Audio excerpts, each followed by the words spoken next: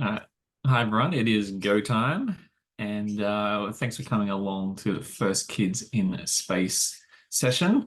The aim really is to go through a whole range of approaches and ideas for doing uh, space education with kids. Bit of a focus more on kids, as in sort of age 5 to 12. I'm going to switch over to the presentation in a second, but it's great to have, we've got Maria, Liz, Rochelle, Jen, Shelby, and Ron supporting as well. So thanks for coming along. Now, there, just see we've got the chat there, and it'd be great to hear.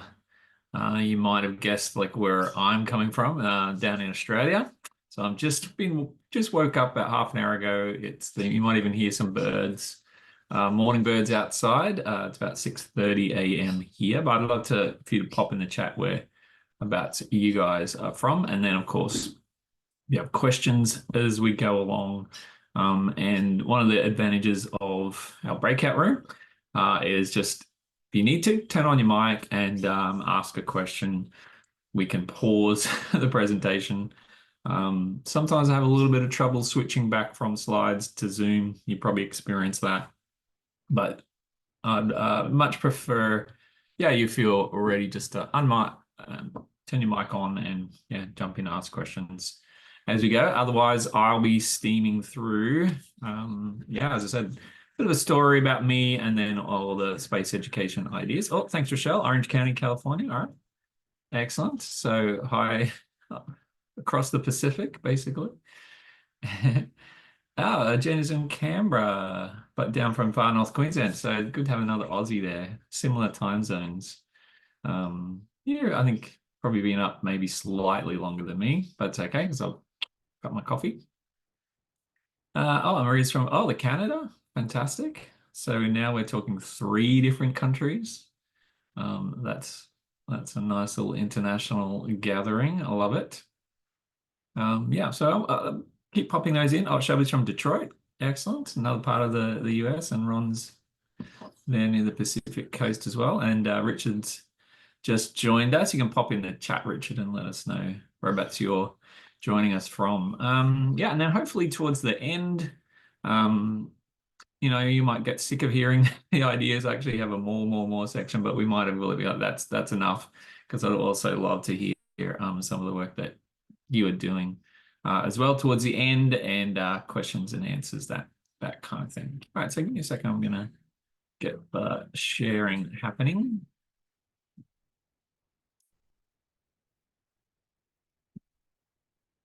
And then I'm going to switch to my slides.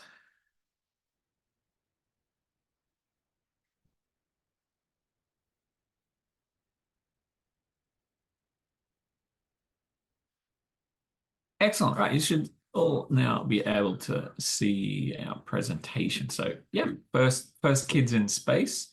And really what this session will be about, as it says, there is all kinds of project ideas for kids. Now that could be kids, as in your kids at home, homeschooling, but also kids in schools.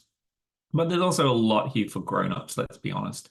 It's probably partly why you're here at the summit, because of your interest, but all ways to boost success in space education and a bunch of different ideas.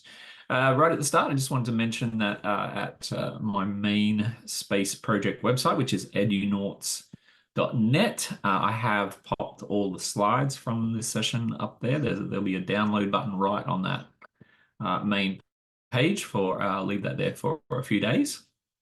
And in case you're not wanting to madly take notes or links, etc., write all that down while we're going, you can just pop to that edunauts.net and look for that button there. That's probably going to be your most convenient place to go.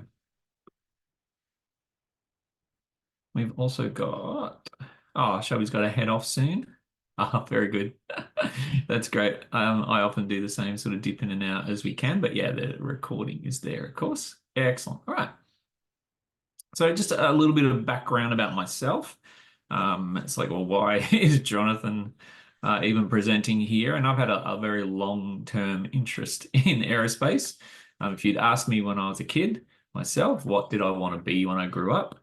I had 2 answers. One was a writer, So I always had this interest in the humanities, but my other answer was a pilot. Always wanted to be a pilot. And straight out of high school, I got to do that with a scholarship and got to do my commercial pilot's license. And then various circumstances, I ended up doing my education degree and became a theatre and drama teacher for a while. So there's sort of flipped back to the humanities from aerospace. And my career has kind of been a little bit of flipping, you might say, but the last few years with the First Kids on Mars program, Space 2101, and other programs, I feel like being able to combine those two loves. And for me, it's about, aerospace, space exploration, the education side of that, but keeping to, as I said, what's the human focus there. And that really is essential when you're teaching students, obviously, to help them make that connection. So yeah, there's been some amazing stuff I've got to do with the Mars Society, and it's like any excuse to wear my flight suit from when I was able to go to the Mars Desert Research Station. That's in Utah, southern Utah. And then from 2024, getting to do some presentations like this, supporting Robinson Aerospace that you'll hear about in the next session, actually, if you choose that. Fantastic little cube satellite designed for schools. And yeah, all the First Kids in Space projects that I'm going to start talking about. So a quick overview, what we're going to cover across in the session.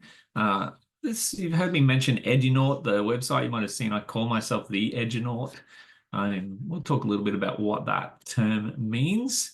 And then I want to talk about a little bit my approach around play-boosted learning, that sort of really connecting into the human side of learning. Then we've got a whole bunch of First Kids in Space projects that have only just started launching that I hope you can learn some ideas from.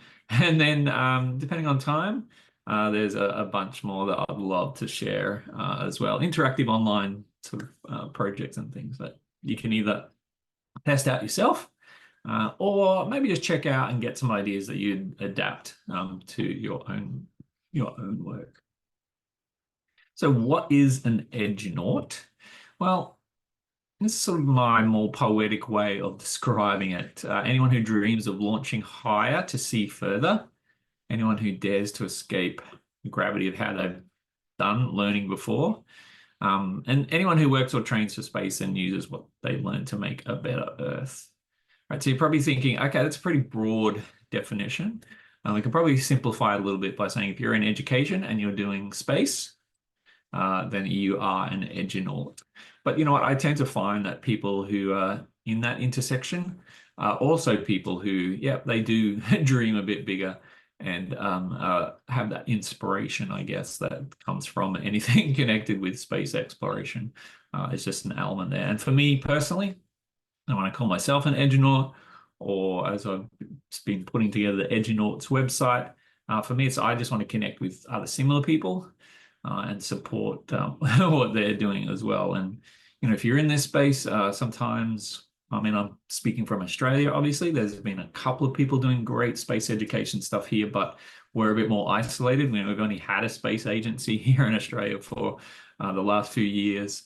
And even though we have some amazing space history, Australia was the third country in the world to launch a satellite from its own soil.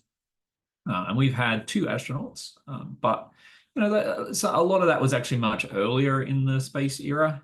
Then there was quite a gap until recent days where activity has kicked off hugely again. But still we're a bit more isolated, less opportunities, I guess. So I've always tried to have to try and reach out.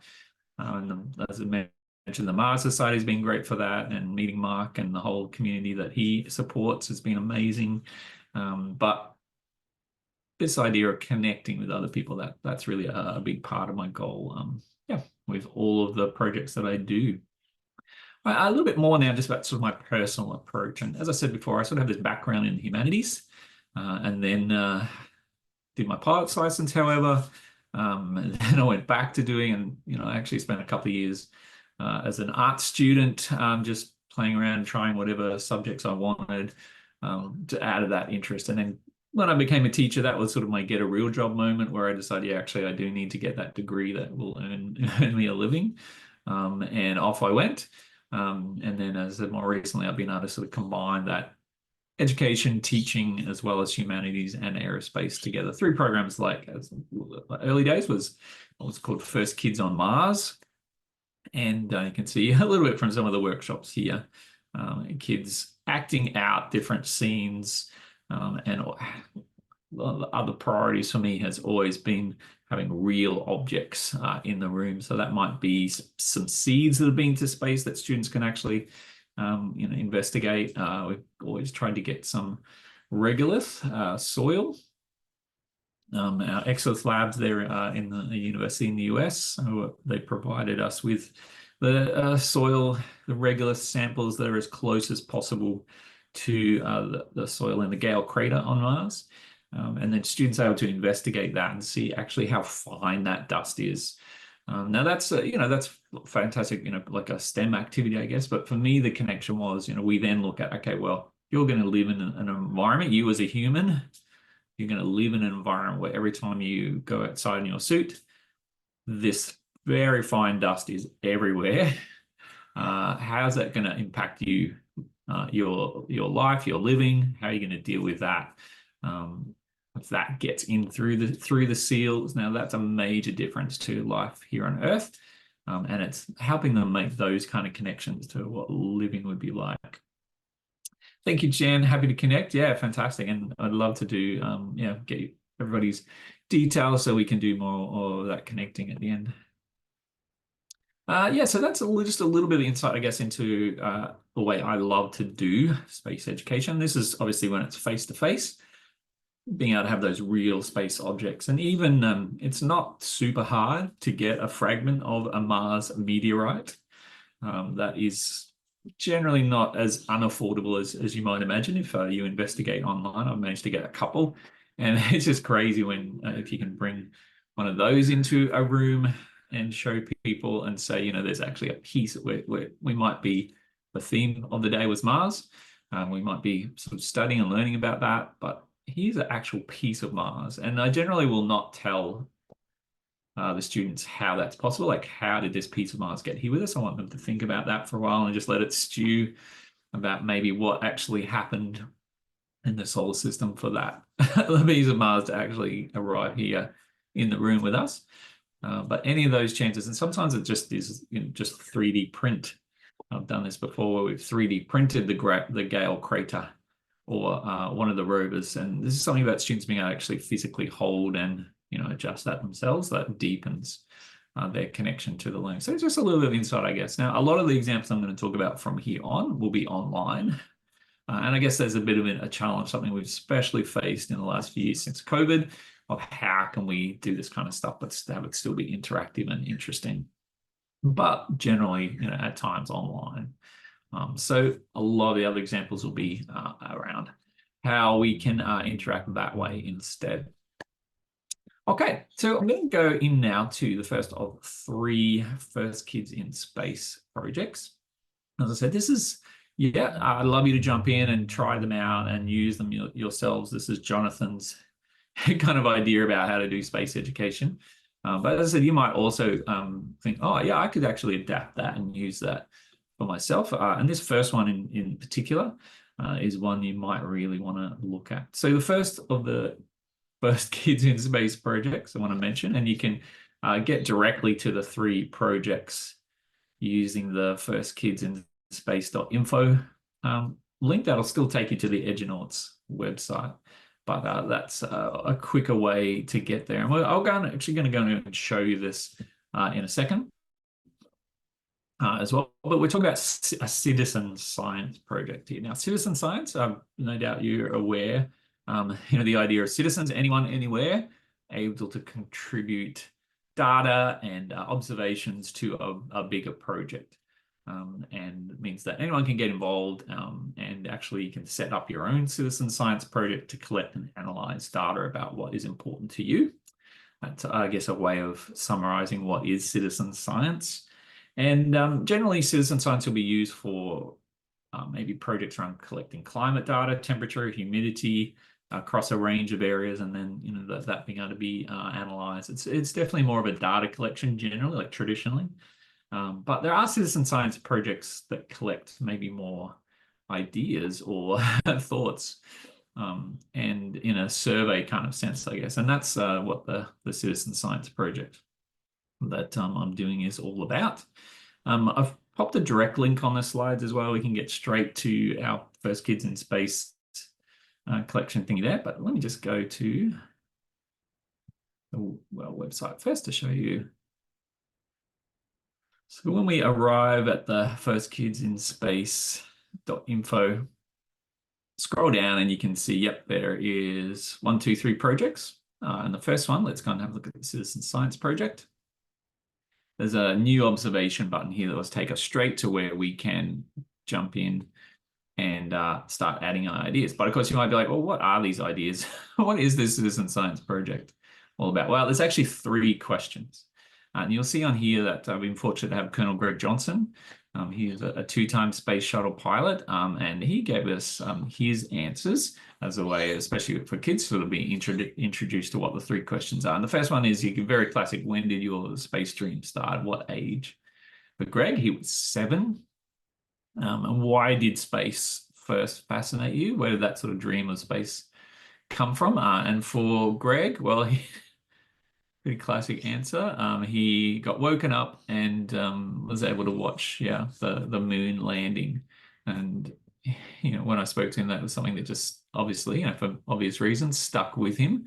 Watching that on their little black and white TV. He said that his siblings would often laugh at the idea that he might be able to follow his dream to become an astronaut, but it did happen for him. And then the third question is, what would you take?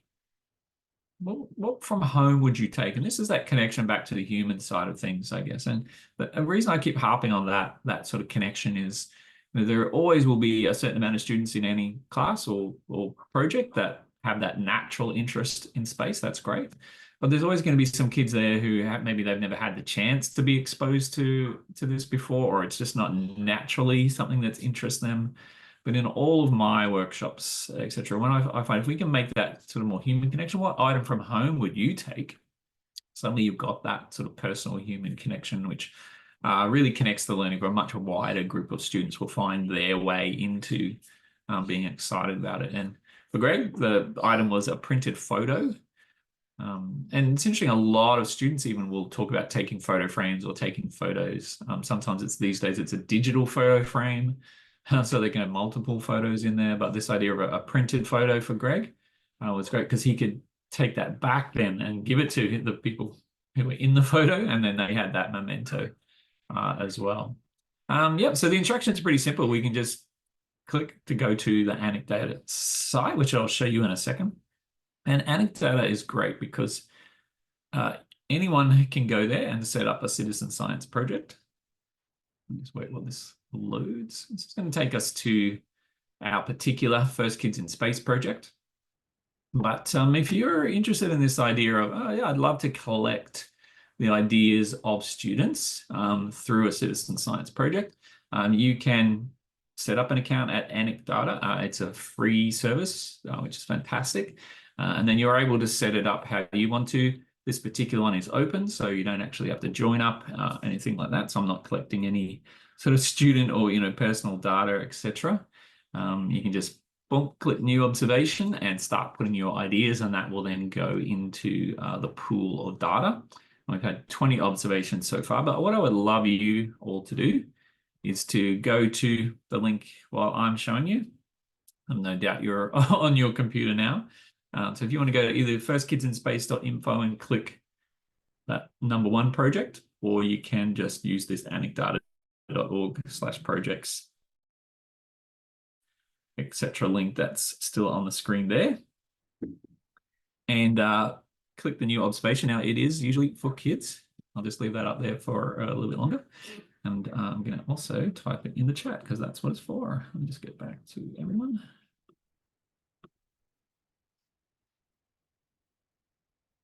You just want to click the link out of the chat, and that way it's in there permanently.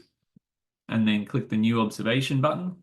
It should take you through to here where I'm now going to click that. And just so fantastic at your ideas. Now, yes, this is usually for kids, and I want you to have the experience though of what this looks like. So we click that new observation. And we can immediately start putting our things in. Now, there is a location picker as well. Now, that's optional.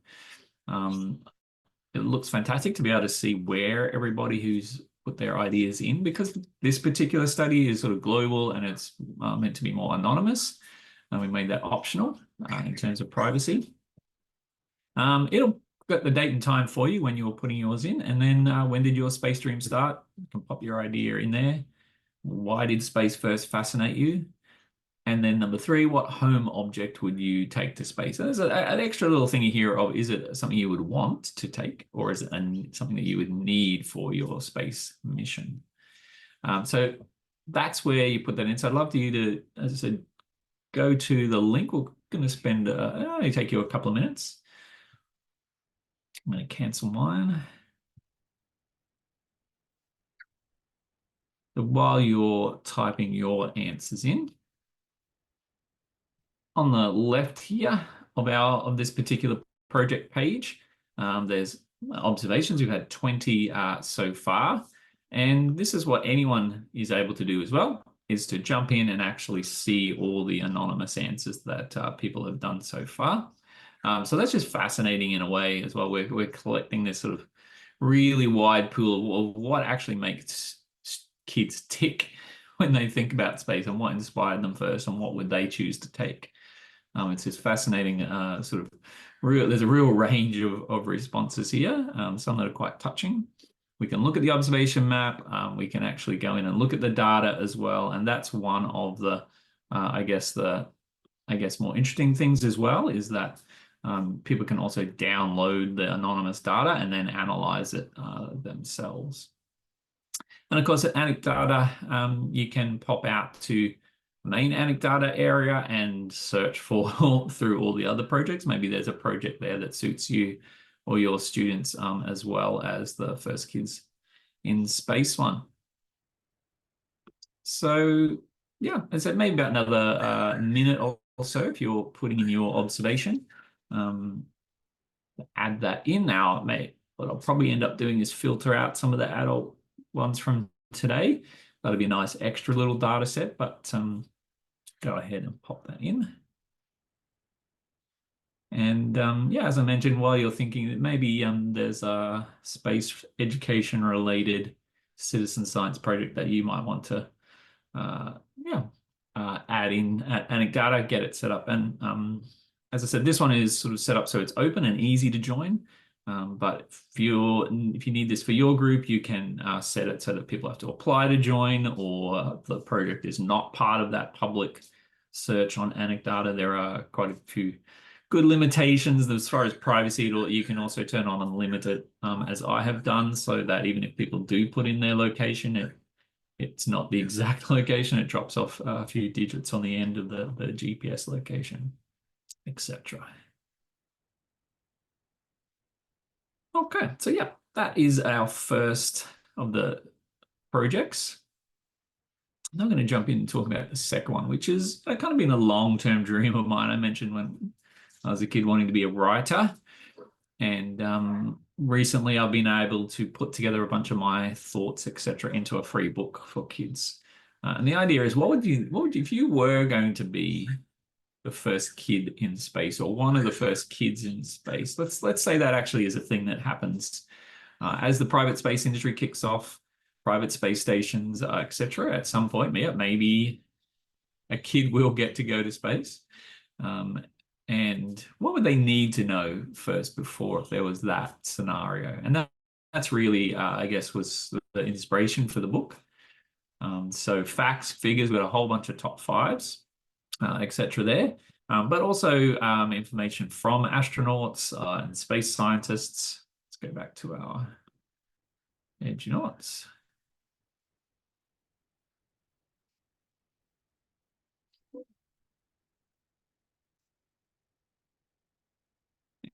I'm going to go into the book section. You can just click to download it directly, but you can also go into the book section.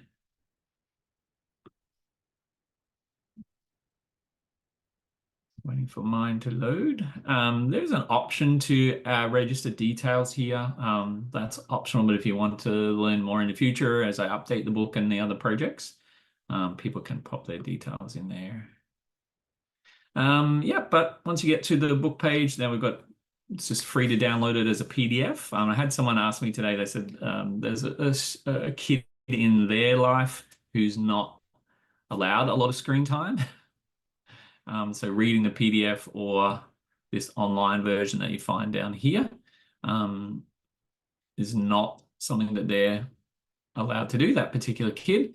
How could I get a paper version? Well, probably just downloading the PDF and printing it would be the best option for that. We can also read down here. Now, I have put it in as a Kindle version as well. Honestly, it's not my favorite version, but some people might want to access it via Kindle. Yeah, as I said, you can download it, and we've also got our online interactive version. So here's our table of contents. Chapter 1 is all about what would you need to know before you launch. And it talks about when did people start dreaming about space in general. And that goes way back. I'm very fortunate here in Australia, for instance, with Aboriginal in Australia, they're basically the longest continuous civilization on Earth, or the longest that one civilization has lived in sort of that one place without a break, I guess. And their mapping and stories of the stars goes back tens of thousands of years. So we have this really long tradition of that, I guess. And everybody looks up and loves to make, I guess, pictures in the stars. That's what constellations are all about as well. And then we specifically call out the citizen science project. So there's a big call out for students to go and put their ideas in, not just reading. Obviously this book is designed to help prepare them and read and absorb what's in here, but we want them also to share their ideas. So that's sort of front and center up there. Chapter 2, a whole lot of top 5s of what you need to know before you go to space. Then chapter 3, getting ready for space. And I also wanted to mention chapter 4, which is a chapter for grown-ups. And that's really, some tips, etc., around, if you have kids in your life who dream about space, how can you best help and support them? But also adult activities that you might want to consider. Some of them are Mark Wagner's projects at Arrows Learning, the Mars Society as well, but there's a bunch of resources in there. And yeah, we get to hear from some of these astronauts and space experts, etc. All right, so at your leisure, you can come back to our book page. As I said, you can download the PDF version or access it in these other ways. And yeah, there'll be definitely some activities, some resources in there that you might want to use, or as I said, download and even distribute that to the students that you might be working with. And as I said, it's got that citizen science link in there. So it'd be great for them to also jump in and add their ideas. Okay, the next of the 3 First Kids in Space projects is an online course. And this really takes a lot of the content that is in the book and delivers it in a much more interactive way. So with interactive flashcards and quizzes, we're going to click and drag different things on the screen for students. That one I've had to make as a paid course just because that's what the platform costs me, but it's not a huge amount. And if you've got, again, students who maybe they love the book or you think maybe a more interactive approach would be suitable for them, then that would be a really cool option for them to dive in and have a bit of a look at as well. So that's our 3 First Kids in Space projects. As I said, we've got our citizen science, the Anecdata site. Love to hear from you if you do end up setting maybe up your own citizen science project there as well. Our free ebook and our interactive online course. However, as I mentioned, Edunauts for me is something of sort of collecting and connecting to any project that's education and space and is trying to bring those things together to help out students. And so what I've started being able to do at our Edunauts website, if I go back to the home, is to start listing as I come across and the best Edunaut-like projects that I know of. So from our homepage, so we scroll down, you'll see that I'm adding this what the Edunaut projects look like collection. And over time, I hope to keep adding more here. Thank you, Jen, for your encouragement. If you know of some other projects that really kind of click in the same way and meet this sort of same Edunaut criteria, it'd be awesome for you to put them in the chat. Maybe you know some of these already. Now I'll put some of mine up the top here. So I'm basically at the moment organizing it in terms of projects mainly for kids or for schools, primary or elementary or high school, and then projects for adults. So first Kids on Space gets a mention here. The first on Mars workshops I've been running. We'll talk more about Lofi airspace in a little bit for adults. If we scroll down a bit more, I really want to highlight the Junior Astrobiologist project here. So this is another citizen science, and Dr. Michaela Masalova, she's an absolutely amazing pioneer as far as she's an astrobiologist from Slovakia, but she's done work with NASA and the ESA, and really has a passion, I guess, for education as well. And this citizen science project is really all about helping students maybe become junior astrobiologists. So there's specific data that they can collect. And Dr. Michaela is currently climbing the 7 highest peaks around the world. She's off to Antarctica soon. And she's collecting data, but the idea is that students can also collect data from their environment and learn about extremophiles and being a junior astrobiologist. So yeah, you can understand why I have included that one there. The RasCube, these cube satellites, and Edward from Robinson Aerospace is actually doing a talk in the next session, the next round. So this is an Australian company, kind of the fair way from me in Australia, but the RasCube is it's almost an orbital class cube satellite, and students actually construct this themselves. With the help of my 12-year-old, we actually put one together not long ago. Actually, she did most of it. But you can see it's an actual, yeah, it's a proper CubeSat, and they are actually launching one of these. It's been hardened for space. I think that launches in about June of next year on a transporter mission on SpaceX. And the fact that students can actually construct it themselves, build it, put it together, but then use it across the curriculum. I mean, the obvious ways is things like in physics class, but there's many other lessons that they can then use that. And the reason I love it, it's a physical thing. Like, as I said, it's an actual object you can bring in the classroom. Students can interact with that. Yeah, so Mars Society for Adults is something I'd always highly recommend, especially if you have that interest in Mars, which you've probably picked up on that I do. And there are chapters. There may be a local chapter near you. If you're doing space education, it involves Mars as well. You can also apply to be an ambassador, which is an amazing community to be a part of. A little bit like this one, where you can actually connect and meet the people that have that same interest as you.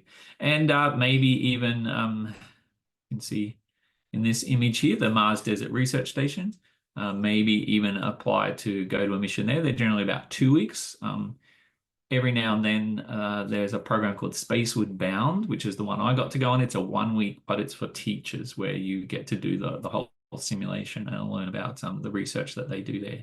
Yeah, so I definitely recommend Mars Society. All right, many of you may know Logan as well if you're in this community and the STEAM for Space project. Amazing the way that he's spreading the mission patches around the world, but the stories behind those patches. And obviously what I love about STEAM for Space and the mission patches that they provide to student groups all around the world, and the stories that come along with those mission patches. Again, it's that connecting back to the human side. So it's almost like, I guess, a history of space exploration, but told through the stories behind the mission patches, and students being inspired to design and create their own stories. And before they know it, they've got this amazing little project done.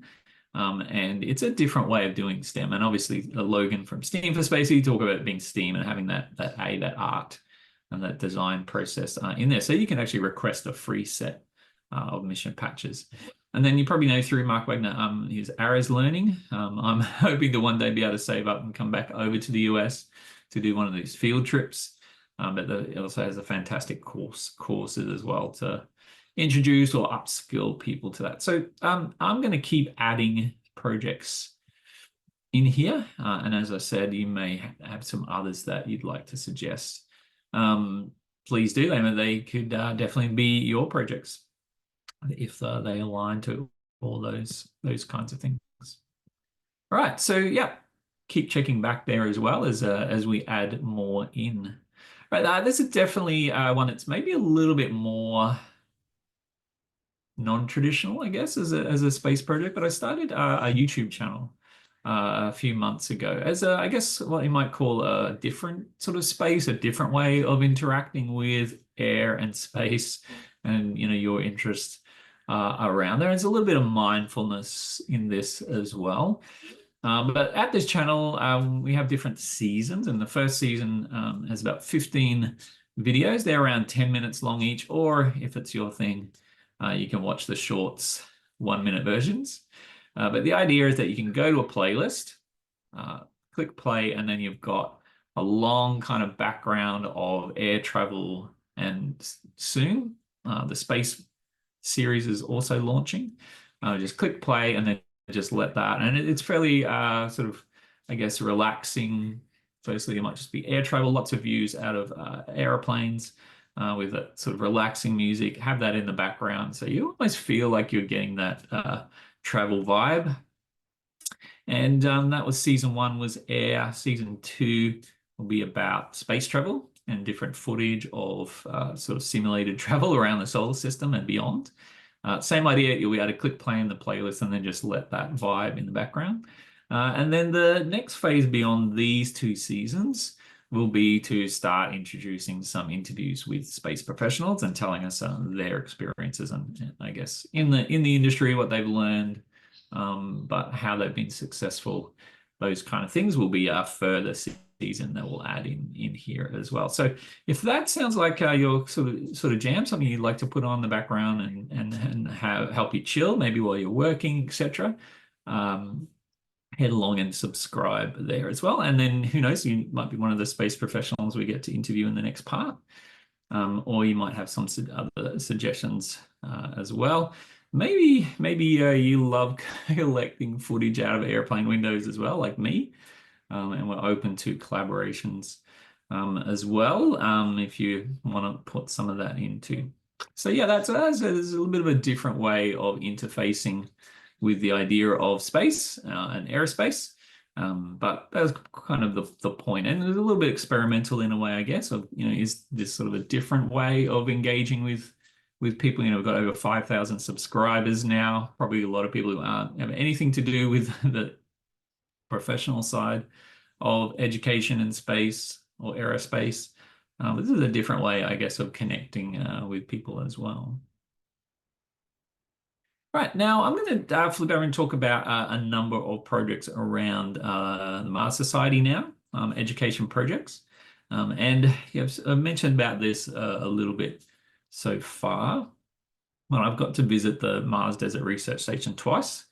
As I mentioned, it's in the desert. It's near Hanksville in southern Utah, and was chosen as a location because of its soil and the geography being very similar to places on Mars. It's been there for well over 25 years and has grown with different facilities over time. And yeah, 2017, I got to visit there because they host a global rover challenge there each year. And then, as I mentioned before, I got to be in the Spaceward Bound crew. You can see us down the bottom there. Took along what we have in Australia. We have a chocolate bar called a Mars bar. Well, that was appropriate to take along. But wonderful experience being in the simulation there. So that's sort of a little bit about my personal connection. And, the idea of Mars, as, because we humans haven't been there yet, it's the planet entirely populated by robots. And without humans having been there, it means that you can actually, your imagination can run wild. There's no one who can tell you, no, that's what it would be like for humans, or this was what it would be like. There's a lot of scope there. And I've used that working with teachers I've run first school on Mars projects, and that really asks teachers, if you could start a totally new school from scratch and it was on Mars, obviously given the lesser gravity, various other conditions on Mars, but what would that school look like? What would that first school need to look like? And teachers can just go a little bit crazy in their ideas in much more imaginative way than they would if they were sort of thinking about my school back here on Earth and all the issues and stuff I have to deal with. You can open up people's, I guess, brainstorming a lot more with that Mars scenario, and same for students. Now, first of the little interactive resources I put together since my visit is a 360-degree experience. And so I got to take a bunch of 360-degree photos during my mission, and I've laid them out inside this 360-degree experience. So I've got the link there on the screen, and I might go to that in a minute to show you. But basically, we'll be able to zoom around in 360. We'll be able to just use our web browser for today. Just grab this.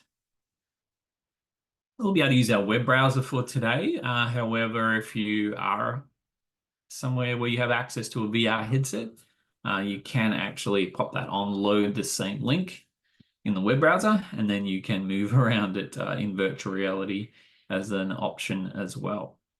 All right, so once we get here, we can click play, and as you can see, we're kind of have a Mars-like environment, and we've got our little more detailed corner here with our overhead view. Now, this is what the Mars Desert Research Station looks like, with a main habitat, a greenhouse, a science lab, solar panels, and all the other bits. So we can actually use just our arrow keys and look around to go to the locations and have a look around.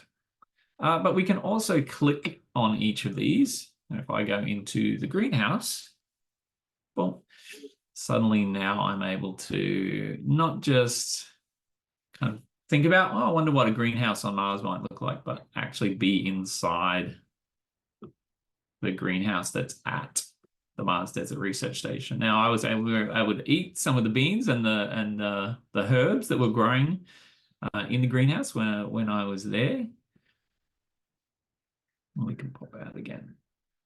So that's as I said, a bit more of an interactive way. And the way that I use this with students is, yeah, sure, explore, learn about what a Mars research base might have. Yeah, it's got to have an engineering section, for instance.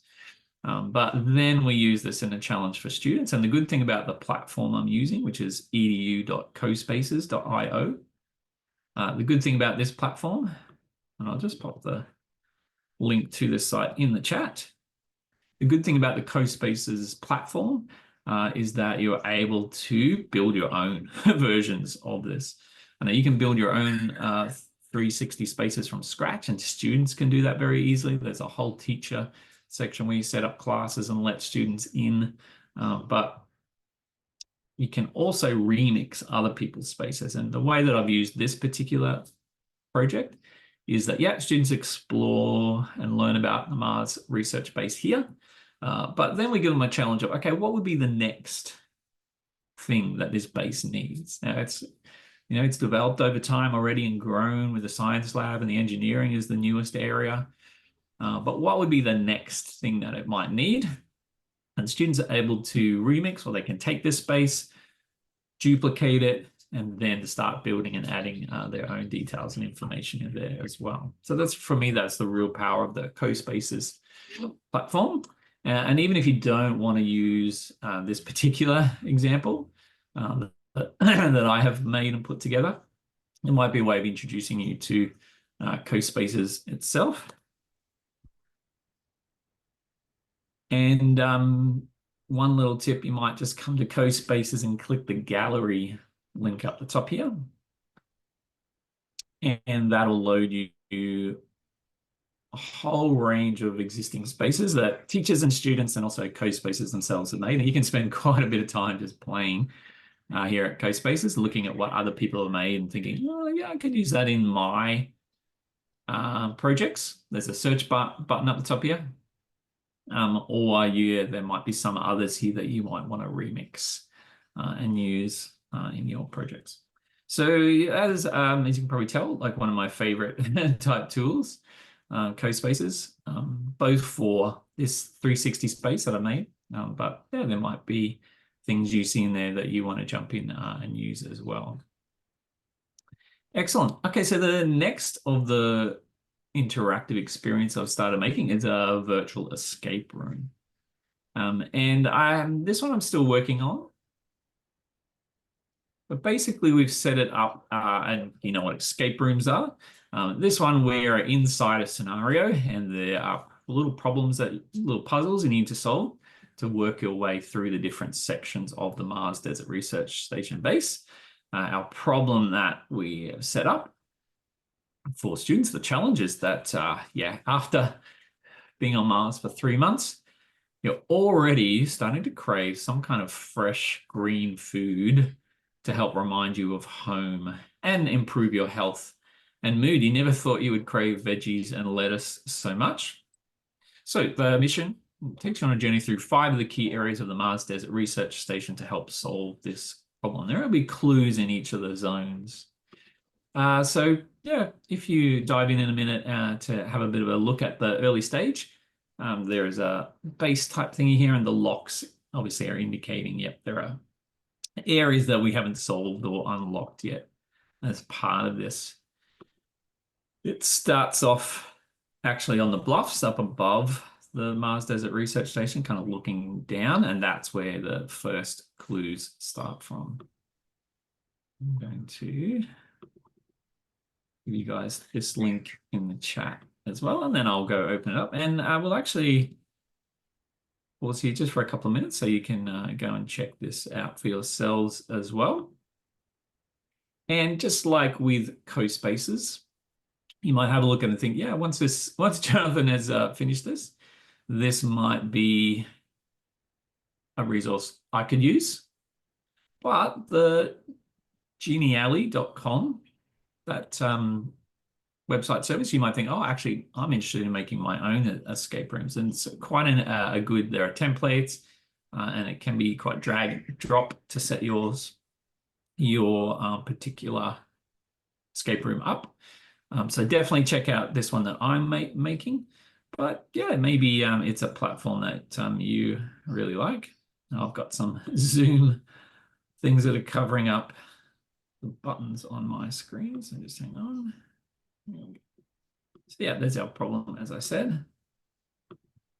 And we can click through, excuse me, to the puzzles, etc. So I'll give you a couple of minutes to have a bit of a look there. Here is our opening little scene. There's some key information on the screen that will come back later for people. And then we go into our first little room, and we need to solve a puzzle to escape from. Same little challenge. We're going to click a spot that shows the most obvious other natural color that you can see. So somewhere buried in here is that other color. I'm not going to give it away and let you jump in, as I said. Get to this stage and then see if you can see what that is, and there'll be a series of extra little things that you'll need to solve there. It's the most obvious other natural color we can see apart from the red and oranges. And it's one of the fascinating things I try and describe for students is, you know, obviously here on Earth, not everywhere, but you know, a lot of the time we're used to at least seeing blue or gray skies. Maybe sometimes I hear it's raining where Ron is, but blues and greens and, you know, a much wider range of colors. What's that going to do to most humans to live somewhere where it's mostly sort of reds and oranges? You know, we're psychologically or whatever it is, that would be quite a different, and that's a lot of what this escape room, I guess, is exploring. Yeah, so hopefully you enjoy that. And as I said, the Genially platform itself is a really good one. And also wanted to share with you a final, or up to a last little project example idea now. And this one is actually where you can have a chat. It's an AI chatbot around Mars, around the Mars as a research station, but it's really, I guess, again, a different way of students learning. And I've used a platform called rosebud.ai. And that actually allows you, rather than having to learn coding, although you can, with Rosebud, you can dive in and go through the coding, and I even learned a little bit of coding from that side of it. But generally, it's the way of making your game, or the chatbot in my case, is just by typing. If you need a button, you can type to Rosebud, and say, "Can you please add such and such?" and it will do that work for you in the background. So pretty interesting platform in itself, which again you may want to check out. I'm going to give you a couple of minutes now to head to. I'm going to bring up the chat back for myself. Pop this in. So I'd love you to go and try out having a little chat with our quite grumpy character. I'll show you on my screen in a second, but yeah, quite a grumpy character. But it's designed to be a bit of a challenge for students or yourselves. There's something we want to get some information out of this this chatbot, or this mission specialist on Mars.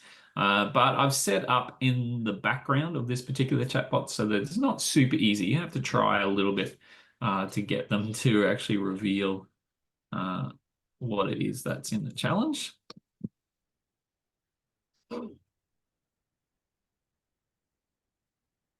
And once it loads up, we'll have that sort of traditional, here's our little character here. It's going to introduce itself. Hey, one of the base mission specialists. As you can see, it's based on the Mars Desert Research Station as well, but we're saying actually there's a scenario where it's the year 2050. The task is we want you to learn about Mars, but get this mission specialist to reveal what does the station need help with. He's going to try and pretend that everything's perfect and amazing, but we need to type in and ask some questions. Oh, there is a little soundtrack as well. Spit it out, I've got things to do. So yeah, he's a little bit grumpy. And we could just ask straight out, what is a problem at your base? And as I said, when you set up one of these chatbots, if you also want to try out Rosebud AI, you can put in the instructions so that it's actually not, everything's fine, make it, so it's got that bit of personality, so it's a bit more of a challenge. That grumpy persona is the one that I choose. This actually comes from a drama teaching technique called hot seat, where, often you as the teacher, or you can get students, if they're briefed, or experts who come into the classroom, can sit in that seat and be that character. And I've actually had principals at schools, administrators who were also space fans, put on a space suit, came in as that character. But the students then ask questions and they respond in character. I guess this is a virtual version of that, again inspired by, well, how can we do this sort of interactive space education but do it online? Thanks, Jen. Yeah, we had to put the Aussie flag on there. So we could keep asking away. After a while, I'll probably mention coffee, and that is a way to help the character be less grumpy. I'm not sure if you can relate. And then, yeah, eventually the character will start talking about some of the problems. And then obviously in my project, students take those problems and they start working on solutions, maybe using a design thinking type process. So as I said, jump in and try out this for yourself. See what you can get the character to reveal. But maybe rosebud.ai is a platform that you'd like to investigate as well. Okay, so quick little recap. We've been through all these different sort of ideas about boosting success, I guess, in space education, interest, interactivity, all those kinds of things.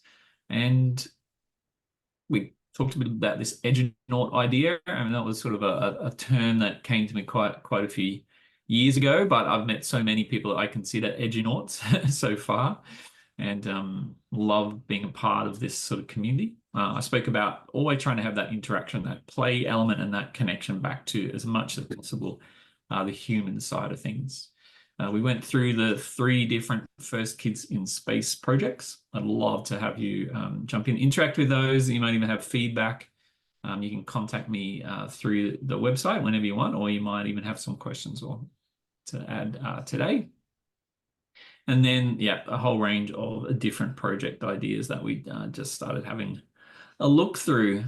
So as I mentioned at the very start, these slides with all the links, etc., they're available at the edunauts.net, just on the homepage. If you see that button, you'll be able to jump in and grab those.